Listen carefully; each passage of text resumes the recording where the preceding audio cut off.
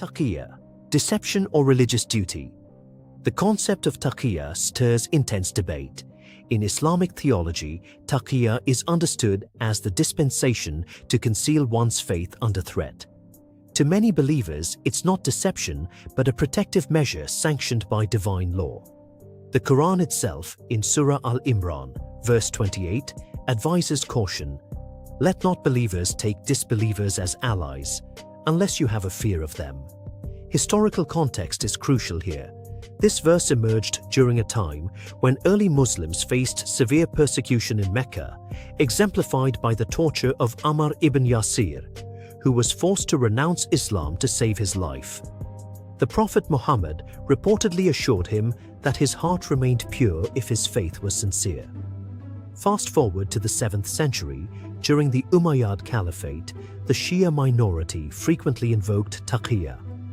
The Shia scholar Abu Ja'far Muhammad ibn Sa'd al-Kulaini documented instances where Shia adherents used taqiyya to protect themselves from Sunni oppression.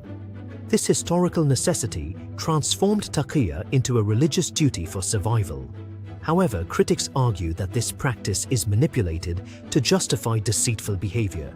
They claim it distorts Islam's ethical framework, which otherwise promotes truthfulness, as seen in Surah Al-Baqarah, verse 42, and do not mix the truth with falsehood. To explore this further, let's examine modern interpretations. A 2013 study by the Pew Research Center found that about 40% of Muslims in countries like Iraq and Lebanon identify as Shia, where taqiyya is more prominent. Yet in Sunni-majority regions, taqiyya is virtually absent. This disparity raises questions about its doctrinal significance versus cultural adaptation. Critics also point to instances where extremists allegedly exploit taqiyya to deceive non-Muslims, citing Sayyid Qutb's writings, which controversially frame it as a tool against oppressors. The most potent counter-argument is that taqiyya is a rare exception, not a general rule. Dr. Jonathan A.C. Brown, a noted Islamic scholar, emphasizes that taqiyya is often misunderstood and misapplied. He argues that Islam inherently values honesty and taqiyya is permissible only under life-threatening circumstances. Furthermore, the Quran in Surah An-Nahl, verse 106, clearly states that compulsion is the only valid reason for such concealment, reinforcing its restrictive application. Critics also often overlook the historical context. During the Abbasid and Ottoman periods, taqiyya allowed religious minorities to coexist with dominant powers.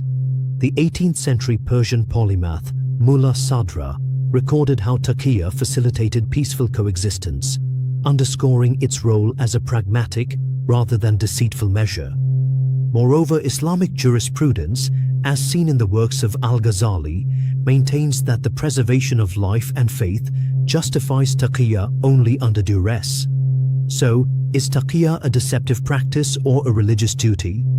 The evidence indicates that taqiyya is not a carte blanche for deceit, but a nuanced doctrine designed for survival under oppression. When examined closely, taqiyya aligns with the broader Islamic principles of justice and preservation of life, contained within strict situational boundaries. Ultimately, the claim that taqiyya promotes widespread deception fails under scrutiny. Historical documentation, theological analysis, and contemporary scholarship converge on this point. Taqiyya is a legitimate, albeit rare, protective measure, not an endorsement of duplicity.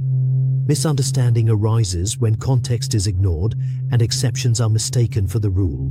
Does taqiyya protect faith or permit deception? Deception, deception, deception, deception, deception, deception, deception.